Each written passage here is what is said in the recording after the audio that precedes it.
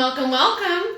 This is 5 Question Friday. I am Sarah of Expat in Croatia, and every Friday at 5 o'clock Croatia time, I answer 5 questions from people who have sent them in on Facebook, Instagram, Twitter, LinkedIn, expatinCroatia.com, email, my consulting sessions, and people who spray paint them intricately into a Hajduk mural.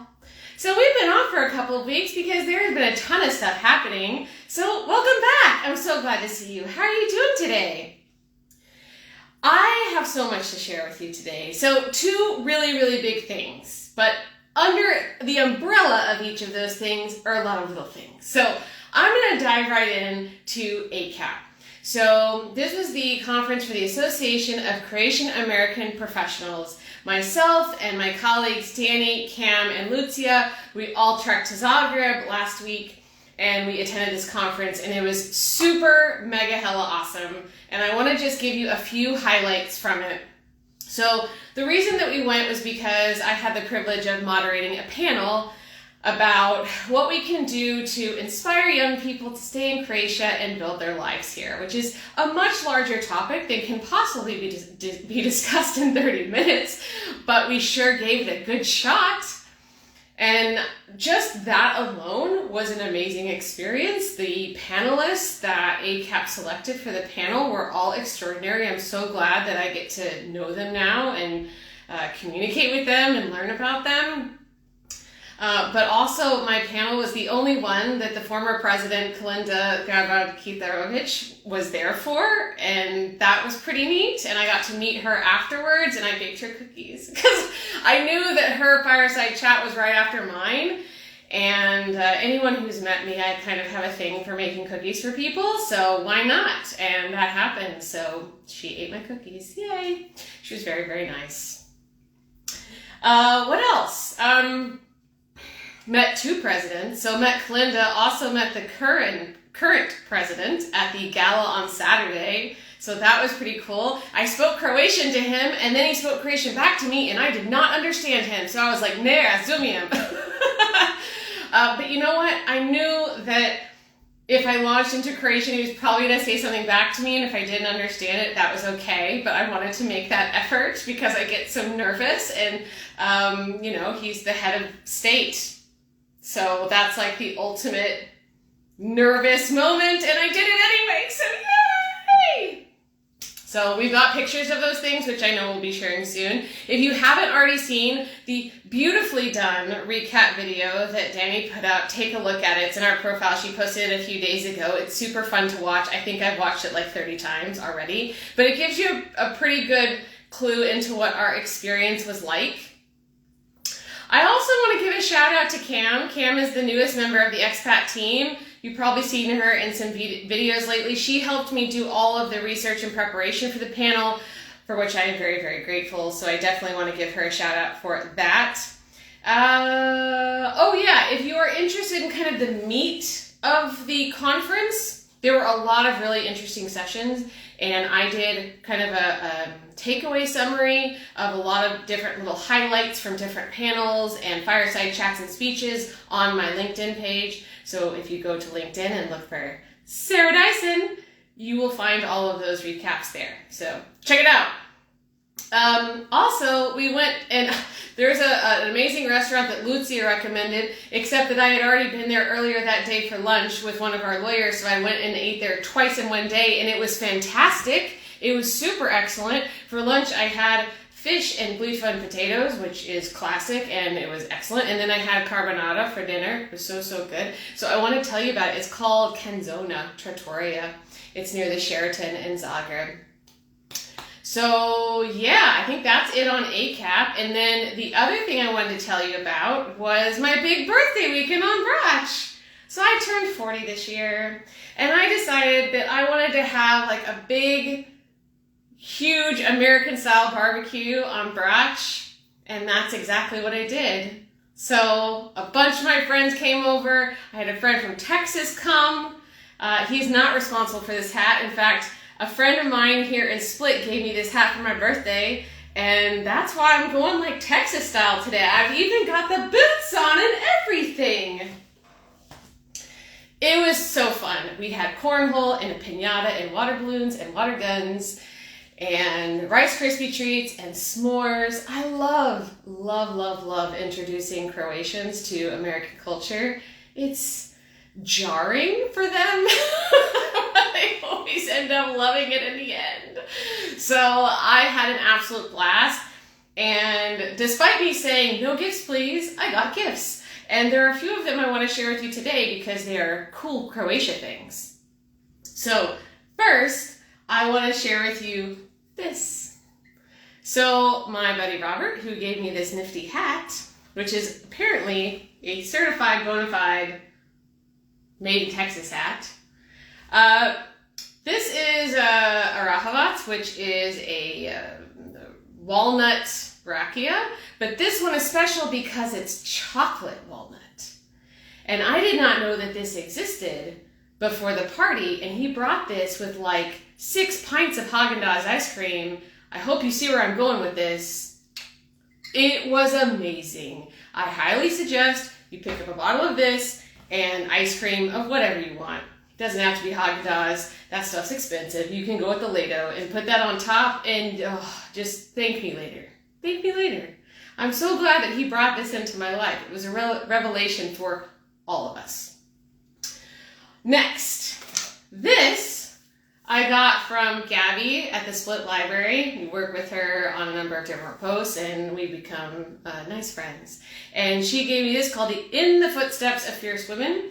So in our first Women's Month, one of our big winners was Fierce Women. They make a card game that educates you about really cool, amazing, accomplished women. And this is a book that's in the same vein that they produced. And so it takes you through, it's half in Croatian and half in English, and it takes you through all these different women and where they are and what they did and what they contributed to Croatia all over the country. So it's pretty neat. So I want to share that with you. And Tanella, who is one of our lawyers in our lawyer network, she's up in Rijeka. She was on our 100th episode of 5 Question Friday. She gives me things, and they're always like cool things from Rijeka. So these are, I don't know if they're meant for rakia or coffee or both, but all these beautiful little handmade, hand-painted little glass things from Rijeka, which I think are pretty cool. This isn't a Croatia thing, but it's Croatia adjacent, and I will explain why. So these are stroopwafel. Does anyone know what these are? Because these are one of the most beautiful concoctions ever created. I lived in Amsterdam for a year, and I got completely addicted to these. They're Dutch. They're essentially little, like, very thin, soft wafer things, and they're filled with some kind of not of this earth sugary substance. And I love them. This is how they connect to Croatia. So, my buddy Rob, who's from Texas, he is my oldest friend in the world. We were born in the same hospital, the same night, down the hall from each other, and then we ended up meeting in kindergarten, and we've been friends ever since. He had a very long layover in Amsterdam, and he was like, do you want anything? And I was like, yes, I do. I want stroopwafel. And when I lived there, something that I got quite addicted to is smearing Greek yogurt on top of them. But here in Croatia, we have this beautiful substance called Milleram. And if you are not familiar with Milleram yet, go out and get you some. I don't know exactly what it is. It's like, it's not a yogurt, it's not a sour cream, it's somewhere in the middle of that. And you can use it for all the things that you would use yogurt or sour cream for. So if I'm making a dip, I will use Milleram. If I'm putting something into soup to make it creamy, I will use Milleram. If I just want to eat it from the container, I will use Milleram. So I cannot wait to put Milleram on these stroopwafels because it is going to be amazing. And the best one is Ducat, 22.5% fat. The fattier, the better.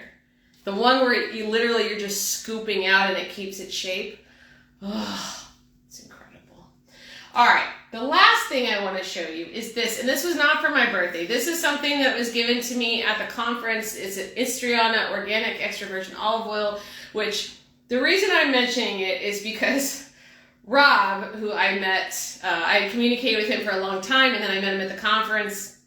So he brought me this, And he brought it to me on the first day of the conference. And then on Saturday when we were at the gala, Cam, Danny, myself, and Lucia are sitting at the gala table, and Rob's across the table, and he whips out a bottle of this, which is, yeah, I mean, in Croatia, why not walk around with your own olive oil? So, yeah, we were putting it on bread and on our soup and on our main dish and on our dessert and on our skin. It's super tasty. So, yeah, those are all the like cool, nifty Croatian things I got. Okay. All right. It's time to dive into the questions. If this is your first time joining us, welcome. I'm so glad you're here. This is 5 Question Friday, and I've got 5 questions for you about Croatia. All right, this first one came in from Marina Gig 4 on Instagram. Can you talk about how to watch TV in English? For example, American channels. Is there an app? Does Netflix work there? Is there a cable company you pay for American or English channels? Yes to all of those things. So, yes, you can get Netflix here. You can also get HBO and Showtime. Those are the ones that I had experience with. I'm sure you can probably get Hulu and Amazon Prime as well. I know some people who have used that. Now, here's the thing to keep in mind with those. 2 things. One, let's say you have an American Netflix account. The stuff that you can see may not necessarily be the same stuff that you see in the States because there are laws and junk. So because of that, there are certain restrictions and you may not be able to see all the same content. Well, I don't know. For example, there's a comedian I really like, John Mulaney, and all of his stand-ups are on American Netflix, but only 2 of them are on the Croatian one. Go figure.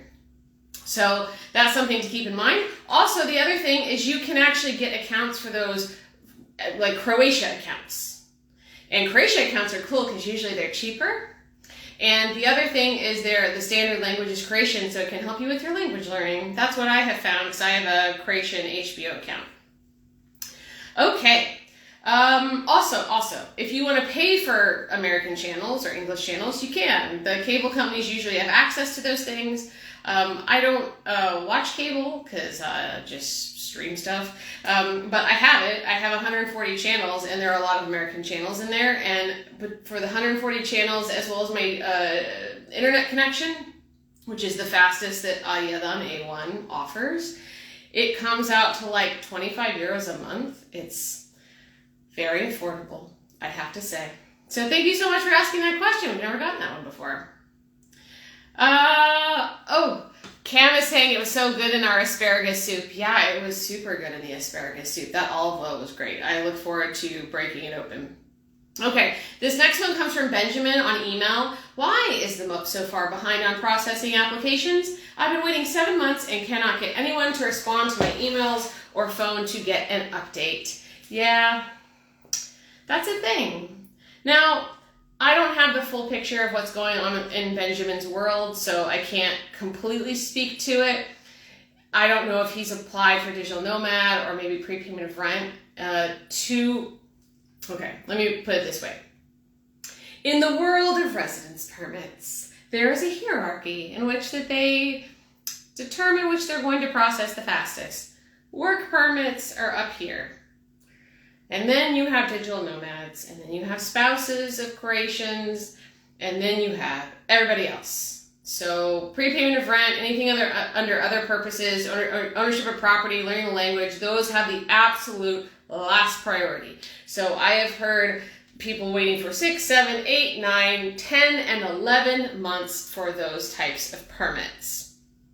Now, as far as why they have this delay, well, this year is kind of a perfect storm. So one is Croatia entered the Schengen zone, which means that instead of there being like 1 step to enter somebody into a system, there's now like 6 steps. So that is making it take a lot longer for people to be entered into the system and processed. 2, Croatia is way more popular than anybody thought it was going to be. So they just don't have the capacity, and they were already understaffed. Now, they are trying to hire as many people as possible. They have like 140 new positions that are available, but that takes time for them to resolve that. It's unlikely that there are any applications that are out there just sitting, and also it's summer. That's also a bit of a wild card. So So there's a number of reasons why it's delayed. I want to quickly answer Christy's question. Can you leave the country if you're waiting for approval? Yes, but you shouldn't. So I would love to go into this in a bit more detail so everybody can understand, because the processing times are long. So a few things to understand about this if you want to leave the country while your application is in process. One, all the time that you are spending in Croatia without a residence permit is counting against your Schengen time. So if you spend 3 months, 4 months, 7 months waiting for your residence permit to be approved in Croatia, that means you have accrued 7 straight months of Schengen time.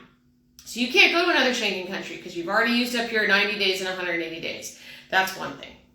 2, they don't recommend that you leave either because they typically send a police officer to your accommodation to make sure you're there, and if you're not there, then they send a neat little nifty blue envelope to your home through the post office that you have to sign for. If you're not there to sign for that, then they will leave a note in your mailbox that you have to come pick up at the post office within 5 days. If you do not do that, it gets kicked back to the police station, and then they're like, hey, this person's not here, and they can jeopardize your application.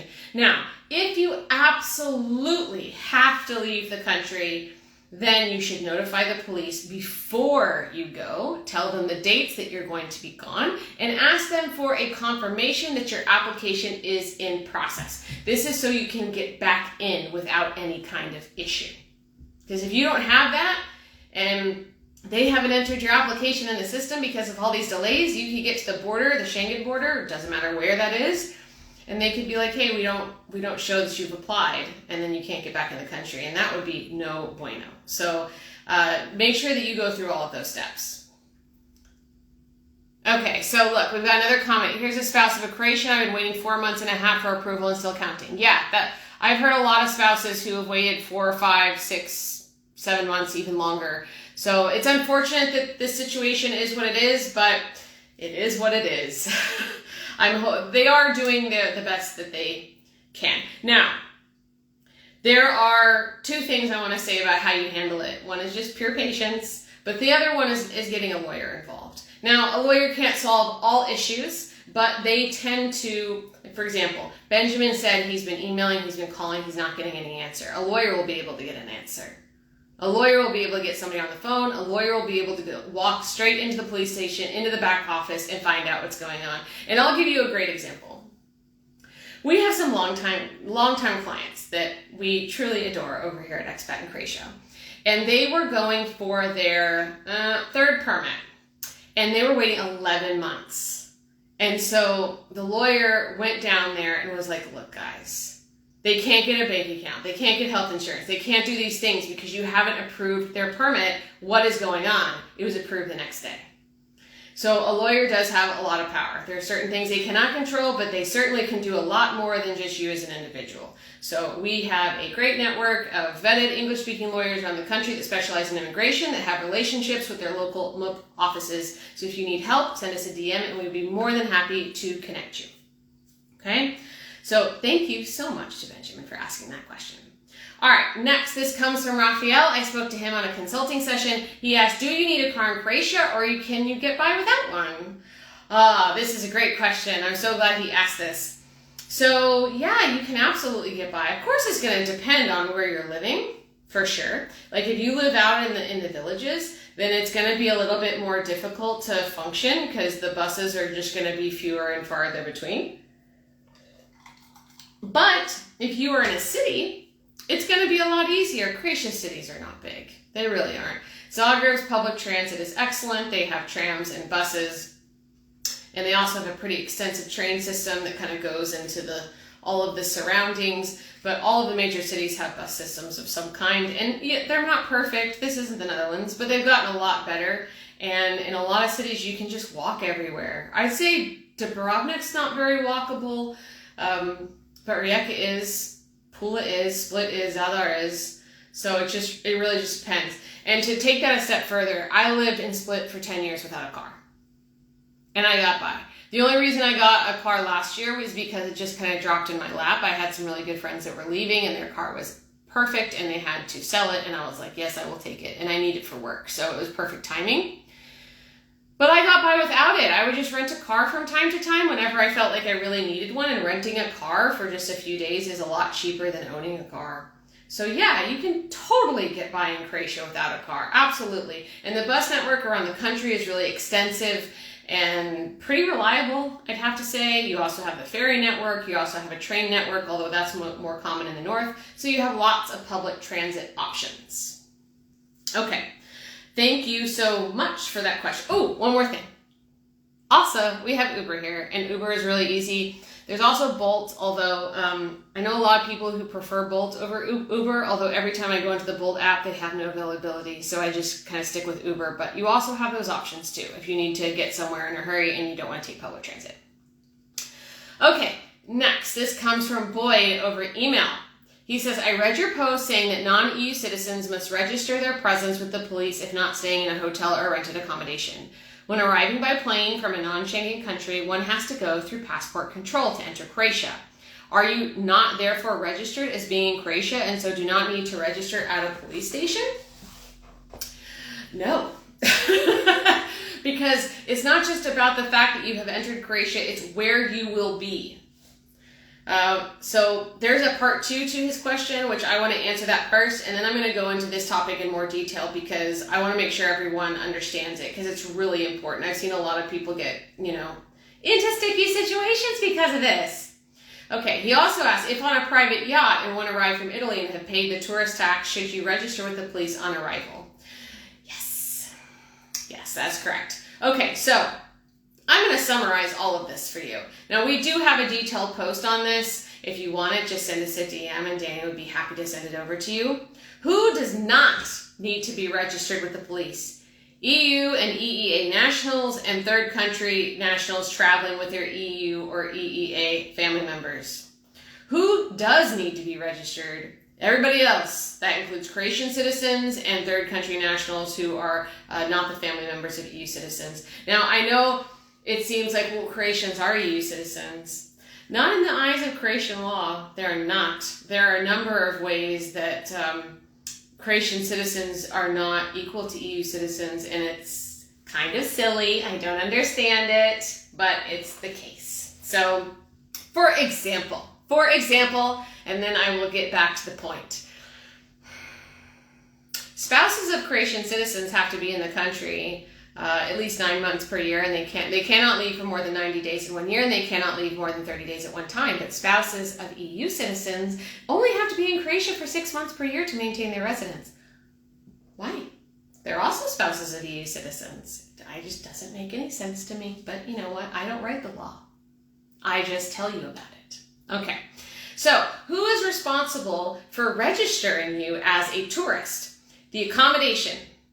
First and foremost, that's a hotel, hostel, Airbnb, booking.com, whatever. Any kind of accommodation you pay for as a tourist is their obligation to report you within 24 hours. If you are staying in something else, like a friend's house or a family member's house, it's the owner of the property who's obligated to do it.